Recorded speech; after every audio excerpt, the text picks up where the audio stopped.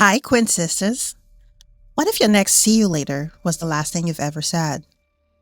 What if the last picture you snapped became the only memory your loved ones, family would ever have left of you? That's what hit me when I saw the news. Headline: Air India Flight 171. The plane crashed shortly after takeoff. Unfortunately, it didn't make it. Almost everyone on board was gone, including some people on the ground. But one person survived. And that's the part that gave me chills. He was sitting in seat 11A, the same exact seat number another man sat in 27 years ago. And he survived that crash too. Same seat number, different passengers, different airlines, same outcome. Fate? Divine pattern or intervention? Coincidence? We might never know. But let me keep it real for a second. That headline hit me hard. See, if you know me, you'll know that I try not to consume much news because it weighs heavy on me, spiritually, emotionally, and even physically sometimes. It's just hard to explain. But somehow, this story found me. I was scrolling YouTube, minding my business, and boom, Flight 71, one survivor. That's all I kept thinking. That's what stayed in the back of my mind. And so much that I decided to make an episode about it. So here we are. I'm your host, Eunika. Welcome to Unika's Box of Chocolates, our safe space for hard truths, bold conversations, and everything in between.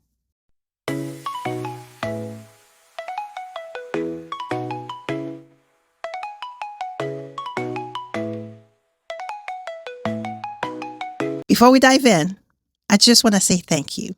Thank you to every single one of you who subscribed, liked, commented, or shared. Thank you for helping me build the safe space for us. Keep hitting that like button and drop the comment below. Seriously, let's connect. Let me know you're here. Let's keep showing up for each other. Let's build this community one tap, one real life story, one truth at a time. And real quick, shout out to my husband, DJ Ecstasy, and his co-host, DJ Aku, over at the All Facts podcast. They've been friends and following the music industry for over 20 years. And you can feel that dynamic. It's just pure conversation. If you love real talk, straight up debates, and unfiltered truths about music, culture, and everything around it, go check them out. Subscribe to their channel. It's All Fact podcast page. Show them some love, y'all. Thank you very much. All right, let's get grounded before we go deep. Please keep in mind, this episode is based on publicly available reports and news coverage. So out of respect for the victims and their families, no names will be shared. No image of the crash will be shown. This is still fresh. Our goal is to reflect on the bigger message here behind this tragedy, not to exploit it or to turn it into entertainment. Let's set the scene. June 12, 2025. Air India Flight 171 takes off from India, headed to the UK. About 30 seconds into the flight, power's lost. The plane crashes into a hostile building near the airport and bursts into flame. Nearly 241 lives were lost, including 39 people on the ground. But somehow, one man walks away with minimal injuries. And here's the part that feels so unreal. Even he can't explain how it happened. I've watched many of his interviews. He was very shocked that he made it out alive. He was sitting in seat 11A, right next to the emergency exit. 27 years earlier, a Thai pop star was the only survivor on a different plane crash. He too was sitting in seat 11A. What do we even call that? To me, that's a miracle.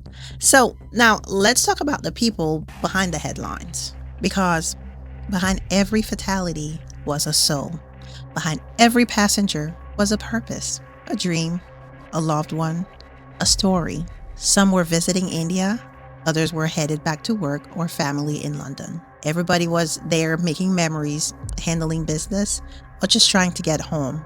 And then it all changed in a matter of seconds. The survivor, he was actually traveling with his brother, returning to the UK after visiting family together. But one of them made it back, the other one didn't. How do you even carry that kind of loss? And there was an interesting side of a woman who missed that flight.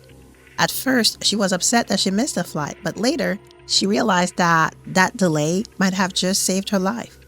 People probably texted, "Landing soon, can't wait to see you tonight." They had plans, appointments, groceries to grab. I saw a picture of a family snapping their last selfies and sending it to their family, not knowing it would actually be their final goodbye. And that's where it hit me the most.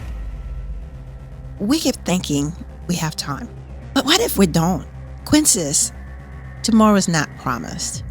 You know that dream that's been sitting deep in your heart, that thing you've been wanting to do, that thing you've been waiting for the right time to do?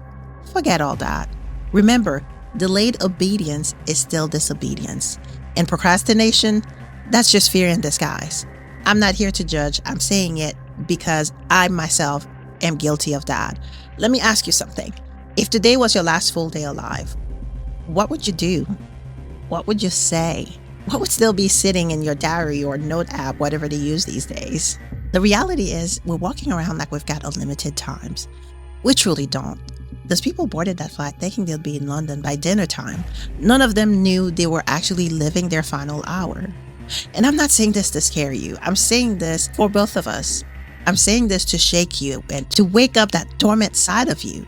Because too many of us are sleepwalking through our lives. You're holding back on your gifts. You're holding back on your talents. You're letting fear get the best of you. You're letting fear keep you small. You're pushing purpose to next week, next month. And time is not guaranteed. What if next week never comes? So here's the shift we need to do starting today. We start living on purpose. Here are 3 takeaways that I would like you to carry with you after this. Number 1, love loud. Love now. Don't wait, because sometimes later never comes. Number 2, release what weighs you down.